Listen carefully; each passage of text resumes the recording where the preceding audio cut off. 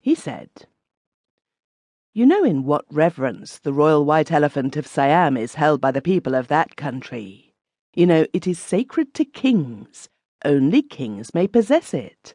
And that it is, indeed, in a measure even superior to kings, since it receives not merely honour but worship." Very well. 5 years ago, when the troubles concerning the frontier line arose between Great Britain and Siam, it was presently manifest that Siam had been in the wrong. Therefore every reparation was quickly made, and the British representative stated that he was satisfied, and the past should be forgotten.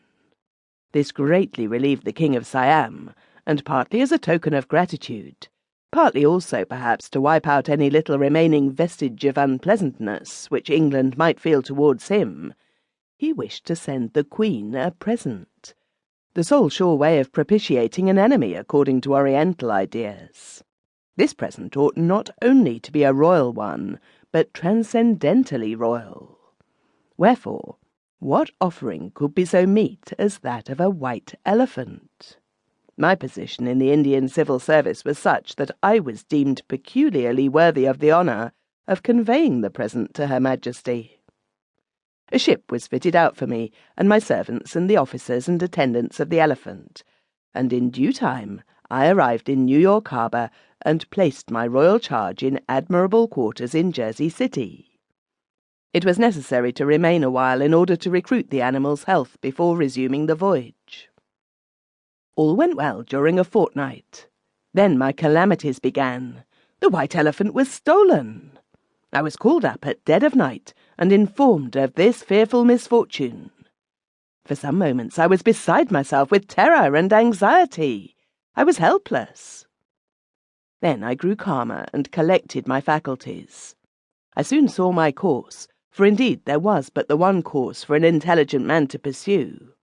Late as it was, I flew to New York and got a policeman to conduct me to the headquarters of the detective force.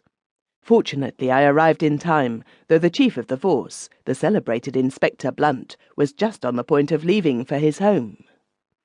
He was a man of middle size and compact frame, and when he was thinking deeply, he had a way of knitting his brows and tapping his forehead reflectively with his finger, which impressed you at once with the conviction that you stood in the presence of a person of no common order. The very sight of him gave me confidence and made me hopeful. I stated my errand. It did not flurry him in the least.